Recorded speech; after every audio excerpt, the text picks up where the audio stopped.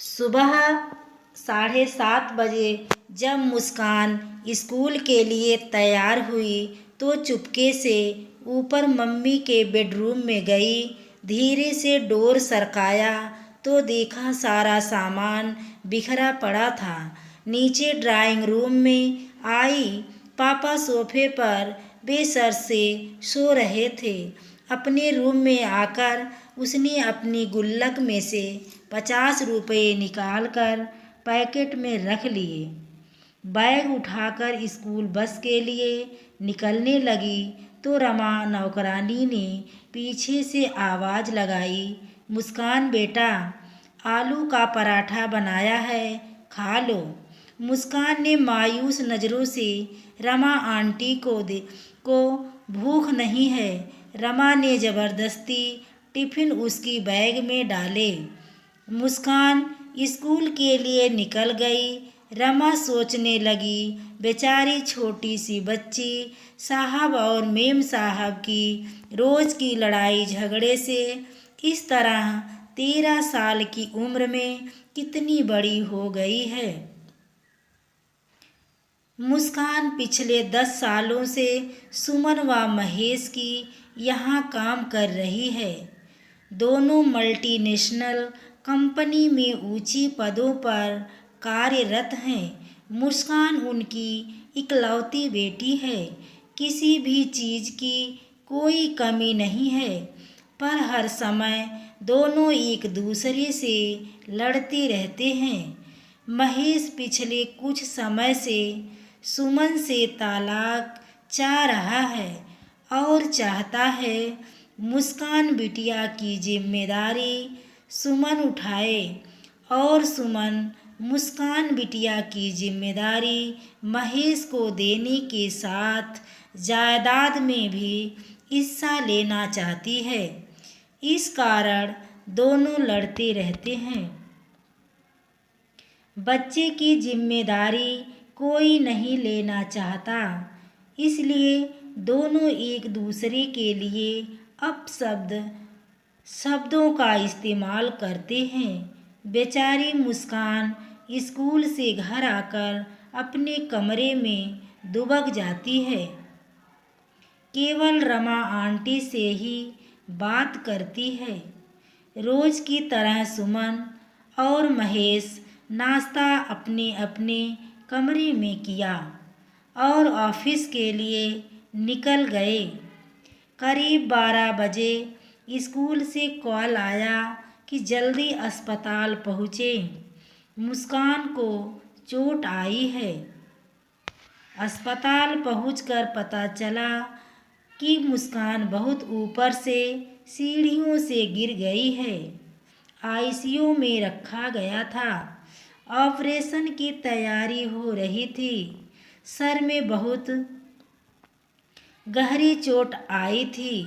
Operation शुरू हुआ पर जिंदगी ना मौत, बिटिया कोमा में चली गई।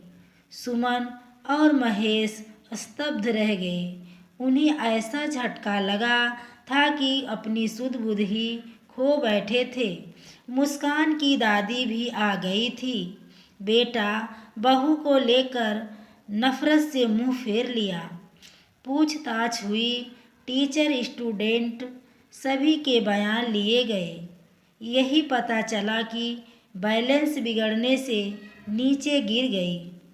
अपने साथ रह रही अपनी माँ को महेश ने रोकना चाहा, पर उन्होंने आंखों में आंसू भरकर कहा, तुम दोनों खूनी हो।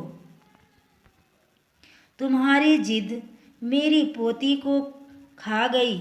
मैं उसे अपने साथ ले जाना चाहती थी, पर तुम दोनों ने अपने अहम का मोहरा बनाकर उसकी ये हालत कर दी है।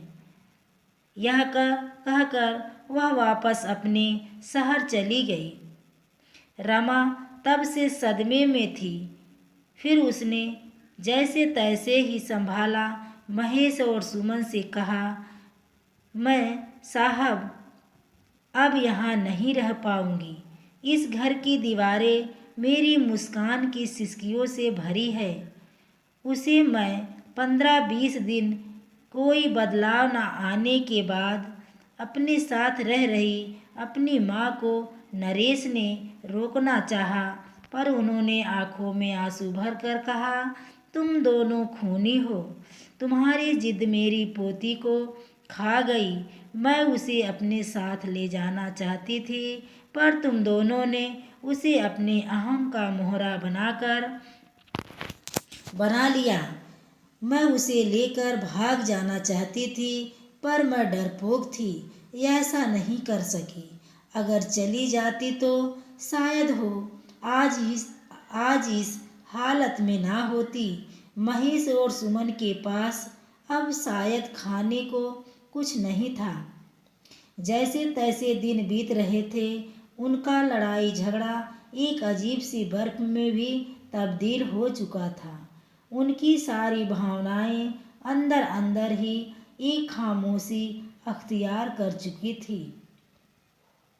सारा दिन बेमन से दोनों ऑफिस का काम करते, हॉस्पिटल में एक एक दिन अकेले ड्यूटी देते।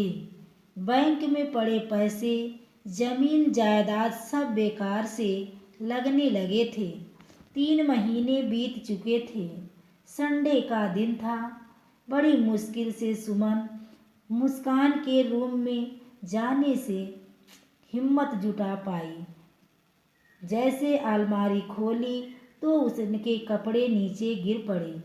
उसका हल्का ब्लू नाइट सूट जिसे वह अक्सर पहना करती थी। सुमन अलमारी से सामान निकालने लगी, तभी उसकी एक ब्लू कलर की डायरी लगी। उसने कांपते हाथों से उसे खोले। आगे के कुछ पेज फटे हुए थे, पर पेज दर पेज टूटे दिल की दास्तान छोटे टुकड़ों में दर्ज थे। मम्मी पापा, मैं आपको डियर नहीं लिखूंगी, क्योंकि डियर का मीनिंग प्यार होता है। पापा, आप मम्मी को कहते हो कि तुम्हारी बेटी, और मम्मी आप पापा को कहते हो तुम्हारी बेटी। आप दोनों ही क्यों नहीं कहते हो कि हमारी बेटी। अगले पेज पर था, मम्मी, जब मैं बुआ के घर जाती हूँ तो बुआ मुझे बहुत प्यार करती हैं, पर खाना रामू की पसंद का बनाते हैं। मम्मी, मुझे भी राजमा बहुत पसंद है। मैंने कहा था कि आप बनाओ, पर आपने कहा मुझे मत तंग किया करो। तो जो खाना रमा आंटी को बोला करो। पता है मम्मी, मैंने राजमा खाना छोड़ दिया है, अब मन नहीं करता। अगले पेज पर था, पापा, मैं आपके साथ आइसक्रीम खाने जाना चाहती थी, पर आपने कहा आपके पास फालतू चीज़ों के लिए टाइम नहीं है। पापा, जब चीनू मौसी और मौसा जी मुझे और विपुल को आइसक्रीम खाने के लिए जा सकते हैं, तो फिर वह क्यों नहीं जा सकते हैं। यह सब फालतू चीज़ है। पता है मम्मी, मैं आपके घर से दूर जाना चाहती हूँ, जहाँ मुझे यह न सुनाई दे कि मुस्कान को मैं नहीं रखूँगी, जहाँ पापा के चिल्लाने की आवाज़ ना सुनाई दे। पापा, अगर मैं बड़ी होती तो मैं आप दोनों को कभी परेशान नहीं करती, मैं खुद ही चली जाती। मैं तो आप दोनों से बहुत प्यार करती हूँ। पापा, मम्मी, आप दोनों मुझे प्यार क्यों नहीं करते। एक पेज पर था, I love you Rama aunty, मुझे प्यार करने के लिए, जब मुझे डर लगता है तो अपने पास बुलाने के लिए, मेरी हर बात सुनने के लिए। और अंतिम पेज पर था, दादी, आई लव यू, आप मुझे यहाँ से ले जाओ, आई प्रॉमिस कभी तंग नहीं करूँगी। सुमन डायरी को सीने से लगाकर जोर जोर से रो पड़ी। महेश भी उसके रोने की आवाज़ सुनकर आ गया था। सुमन ने डायरी उसे पकड़ा दी। पेज दर पेज पलटते हुए उसके चेहरे से भाव बदलते जा रहे थे। वह खुद को संभाल नहीं पाया, जमीन पर बैठ गया। सुमन रोते हुए बोली, महेश, पता है वह एक्सीडेंट नहीं था, वह आत्महत्या थी, सुसाइड था। जिस रिश्ते को हम समझते नहीं, हमारी मुस्कान ने उससे हमें आज़ाद कर दिया। महेश, हम दोनों ही अपने बच्चे की इस हालत के कसूरवार हैं। महेश भी सुमन को गले लगाकर फूट फूट कर रोने लगा। अचानक ही इस समय महेश का फ़ोन बजा और मुस्कान के मोबाइल पर भी टू टू की मैसेज सुनाई हुई। दोनों ने अपने को संभालते हुए दूरी बनाए और फ़ोन उठाए। हॉस्पिटल से ही फ़ोन था। जब तक सुमन महेश की बातचीत सुनती, उसके अपने फ़ोन से भी मैसेज खुल चुका था। पढ़ते ही सुमन के मुंह से अचानक निकला, मेरी प्यारी बिटिया, को होश आ गया। यही शब्द महेश के मुंह से भी निकले थे कि एक साथ दोनों के चेहरे पर खुशी कमरे में गूंज उठी थी। यह कहानी हर उस घर की है जहां माँ बाप अपने बच्चों के सामने लड़ते हैं या घर टूटकर बिखरते हैं और उसका आपके साथ खेलने कूदने, मस्ती, लाड प्यार करने का समय होना चाहिए। दोस्तों, कहानी पसंद आई हो तो प्लीज़ वीडियो को लाइक करें, शेयर करें। चैनल पर पहली बार आए हो तो चैनल को सब्सक्राइब करें। आगे के नोटिफिकेशन के लिए बेल आइकन को ज़रूर प्रेस करें। दोस्तों, आप मेरी वीडियो को देखते हैं, पूरा फुल वॉच भी करते हैं, तो आप मेरी चैनल को क्यों नहीं सब्सक्राइब करते।